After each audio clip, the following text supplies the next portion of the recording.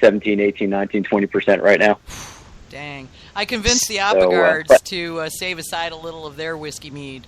That he was bragging about it on Facebook, and I made big eyes at him and then pouted a little bit, and then he said he'd bring some to the Mazer Cup. So nice. Well, I had no idea. I've never played with it before, and this is a real eye-opening thing. We're going to be getting many more barrels. Nice. So this is beautiful. It's beautiful stuff. It really is nice. Get up with the guys at Cellarman's. They're doing some interesting stuff with rye barrels over there. Beautiful. Well, we'll have to talk out in Colorado. Yeah, yeah. I don't know if they're coming. I'm gonna have to bug them and see if they are. There we go. Yeah, I'm drinking some of their stuff, so they're like up front in my head. Very good. Yeah, you've got a nice spread here, and I like that. I mean, you got a chili pepper mead, which these things are very popular these days, and apparently also in Texas. Best in show. Congratulations. Yeah. And thank you very much. And surprise for us too.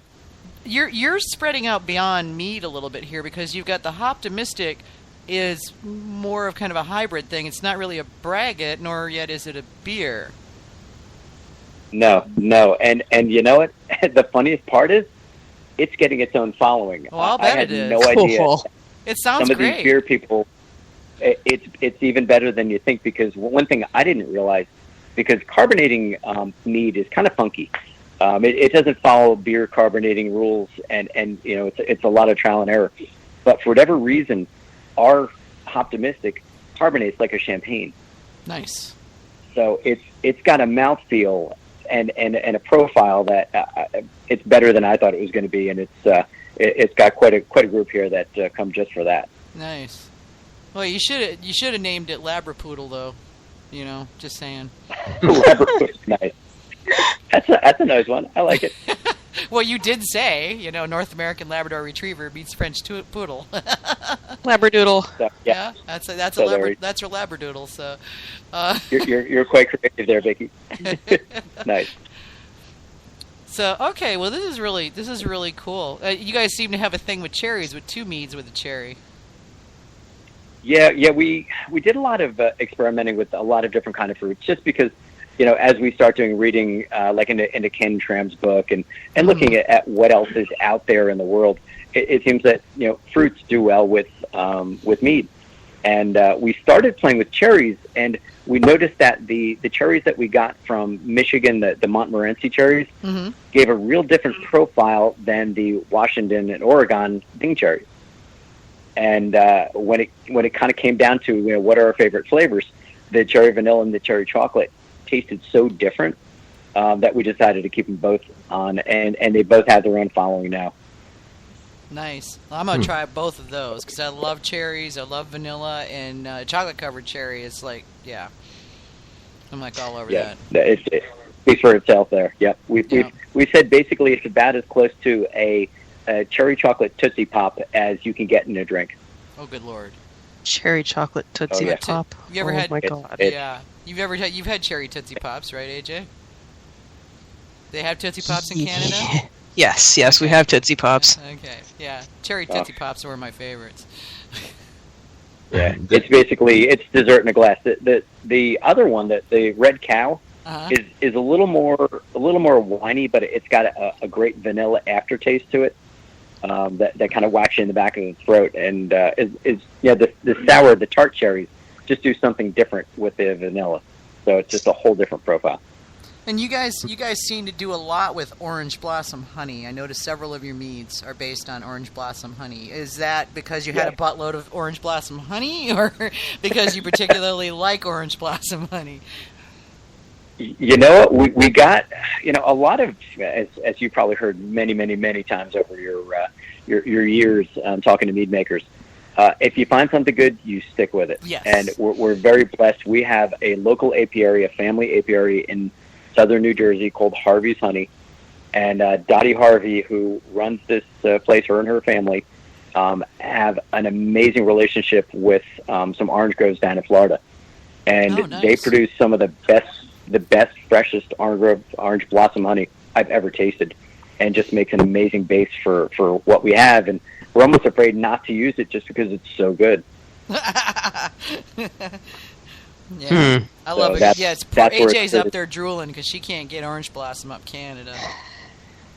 Oh yeah, or you could, but the shipping. Yeah, is crazy. we don't make oranges up here, so it's hard to get orange blossom honey. And we really don't have many in Delaware, but we just happen to get really lucky in this local apiary, who's only maybe 40 minutes away from us by drive, has got this great stuff. So yeah, very, very. I asked my mom once to bring me back some orange blossom honey when she was tootling around in the States, and what she brought me back was actually from New Jersey, so it may actually be the same apiary. Maybe. I mean, these guys are awesome. Well, I always have to ask if you have a preferred yeast for making all these great meads, or do you? And of course, have you tried?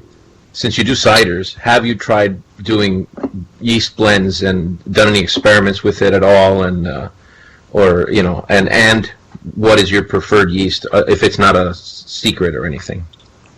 No, it is top secret, and I may have to kill you after this, but no. Okay. It's not a big deal. Just give me a hint. Good luck finding him. He's in Miami. You know what a maze that place is. Yeah. Yes. And you sound Cuban, so you're going to blend in with everybody. That's right. All right. Anyway, I think we're diverting here a little bit. The whiskey's getting me. You sound Cuban, man. No problem at all. We like everybody else, you try, Red Star Pasture, champagne yeast, and Lalvin's got everything in the world.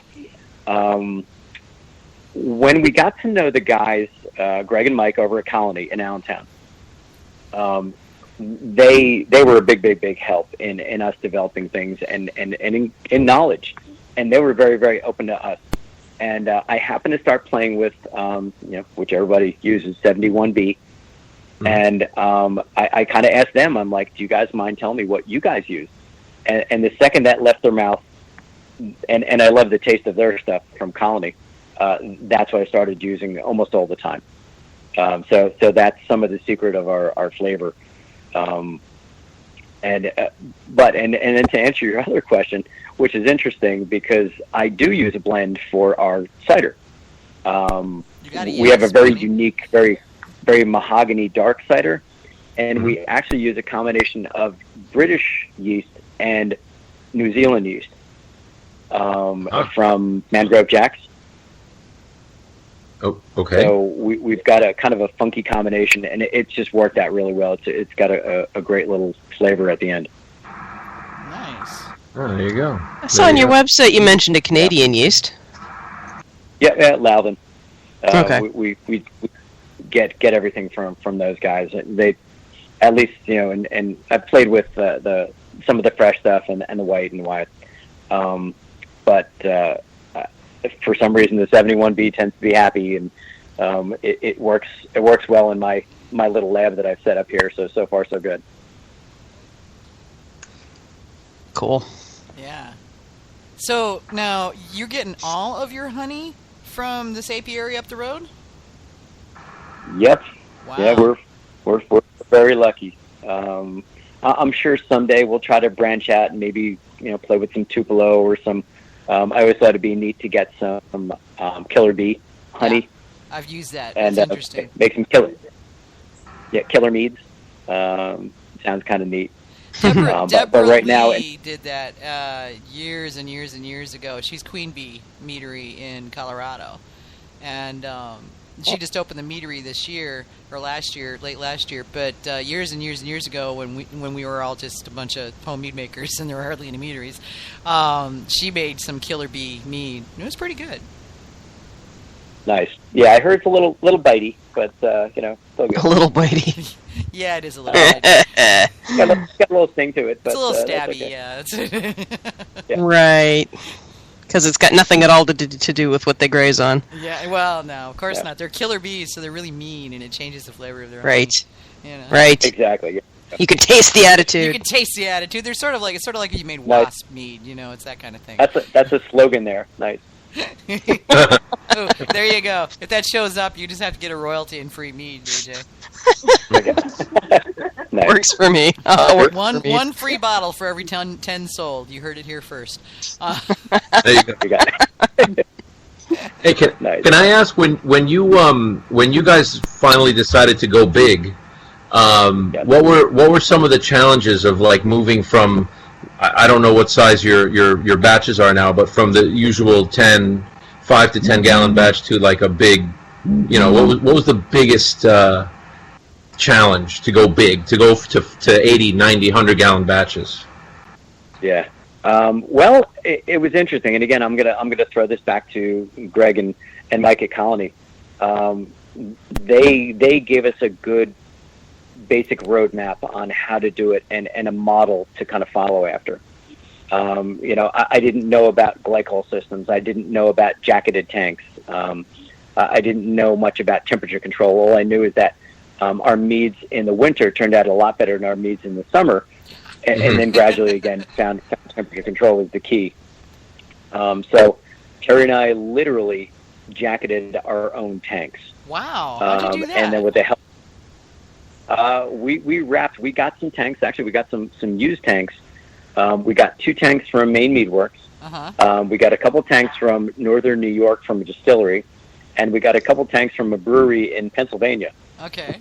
And you guys are master pickers to kind of too, it sounds like.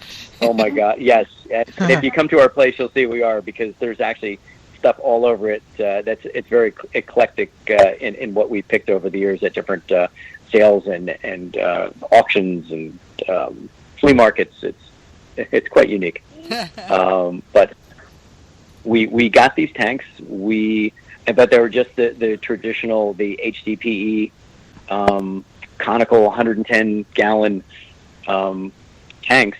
But we found out that it was a special kind of PEX tubing that you had to wrap around. So Terri and I, over a weekend, with a lot of duct tape and a lot of patience, wrapped over 300 feet of coil around these tanks, and then hooked it up to a nice little Micromatic that we found actually on eBay, and plugged it in, and it worked. Oh my God! Wow! So all you all out there listening, now you know how to jacket your own tanks. That's it. I will show you. We're probably going to actually jacket 2 more tanks somewhere in the next month or 2, because as we start getting a little more into the cider side, we're going to outfit Ryan with the same kind of setup that we've got over on the mead side. So we're going to do it again. Nice. Yeah, you guys ought to video that when you do it and let me know. I'll put it up on Got Mead for you.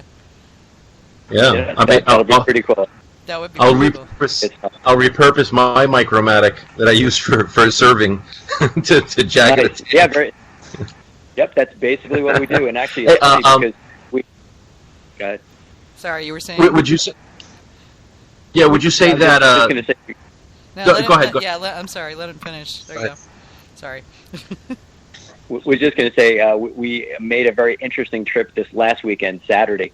Ryan and I made a road trip up to Brooklyn and picked up another Micromatic system for his tank. So we happened to, very interestingly enough, hit some of those, I don't know what you'd call them, protest march people. Oh, yeah, all the protest march for the inauguration. Yes, and it was a lot of fun. Oh, it was very colorful. Yeah, it was the pictures I saw were very colorful. Yes, we saw it firsthand. It was very interesting. But we did get another Micromatic, so we're ready for the next move. Nice. That's great. So would you say that what separates the men from the boys, to coin a phrase, in quality is temperature control is one of the big ones? Well, that's one of them. I mean, as you guys have probably seen and heard and experienced before, it's nutrients, it's aeration, it's temperature control, it's sterilization, it's quality of ingredients. We very, very purposely put a very, very good filter system in our building. We actually double filter our water, so the water is of amazing quality, and try to just be very, very meticulous in what we do. I've got a biochemistry background. So I treat this like a biochemistry lab. I noticed your terminology on that. Yeah. Good. That's really cool. Well. Good. So it sounds like you're